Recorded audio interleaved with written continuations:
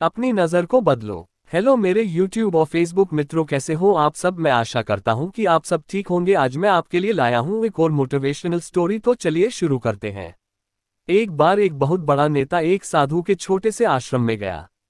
वह साधु के बारे में बहुत सुना था, तो उसके मन में आया कि मैं एक बार जा करके देखता हूं कि लोग उसकी इतनी तारीफ क्यों करते हैं। जब वह उस आश्रम में गया तो वहां पर एक छोटा सा कमरा था जहां पर एक कालीन बिछा हुआ था। वहां पर कुछ लोग नीचे बैठे हुए थे और साधु जी सामने बैठे हुए थे। कुछ सवाल जवाब चल रहा था। वह नेता उस आश्रम में आया और उस नेता के साथ में 4 बॉडीगार्ड भी थे और उसकी यह आदत थी कि जहां पर भी वह जाता था लोग अपनी जगह से खड़े हो जाते थे और उसकी तरफ देखते थे, हाथ जोड़ते थे और सर झुकाते थे। लेकिन यहाँ पर ऐसा कुछ भी नहीं हुआ। साधु व्यस्त होने के कारण उसकी तरफ देखा तक नहीं। तभी नेता को लगा कि यह मेरी बेइज्जती है और वह इस बात से गुस्सा हो गया। नेता ने थोड़ा गुस्से से साधु की बात को बीच में काटते हुए कहा कि मैं आपसे कुछ कहना चाहता हूं। साधु ने उसकी तरफ देखा और बोला, आप थोड़ी देर रुकिए, पहले मैं इनके सवाल का जवाब दे दूं, उसके बाद मैं आपसे बात करता हूं। तब तक आप अगर चाहे तो आप बैठ सकते हैं। बस साधु का इतना कहने की ही देरी थी। नेता का चेहरा गुस्से से लाल हो गया और फिर उसने अपना सारा गुस्सा उस साधु पर निकाल दिया। अभी तक वह नेता बहुत तमीज से आप कह करके बात कर रहा था, लेकिन अब वह तू तड़ाक पर उतर आया। नेता ने उस साधु को कहा, तुझे पता भी है मैं कौन हूं और तू किससे बात कर रहा है।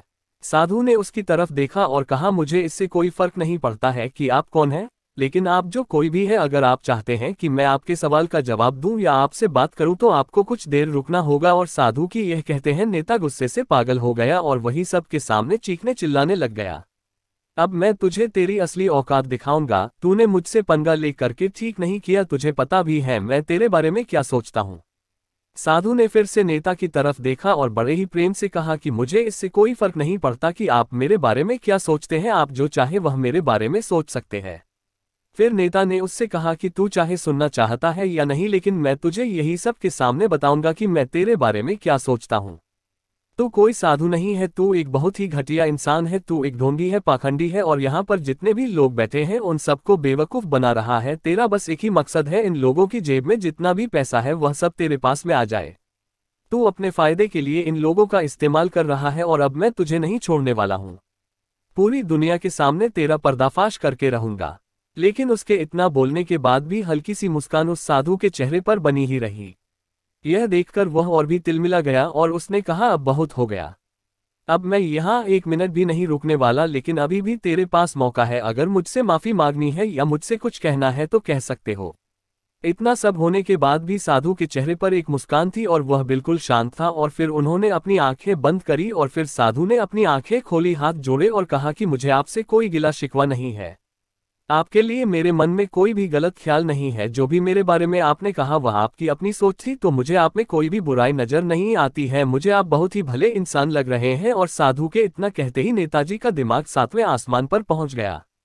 उसके चेहरे पर एक अजीब सी खुशी थी, क्योंकि उस साधु ने वही कहा जो बाकी सब लोग उस नेता को कहते हैं। और वह खुशी खुशी उस आश्रम से अपने घर की तरफ चला गया और जाकर के अपने पिताजी के साथ में बैठ गया।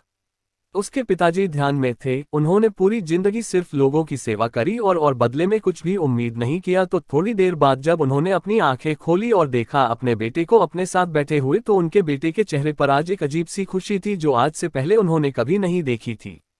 फिर उसने एक एक करके सब कुछ बताया कि आज क्या हुआ, किस तरह से वह आश्रम गया और वहां पर क्या हुआ, उसने क्या कहा और साधु जी ने क्या कहा।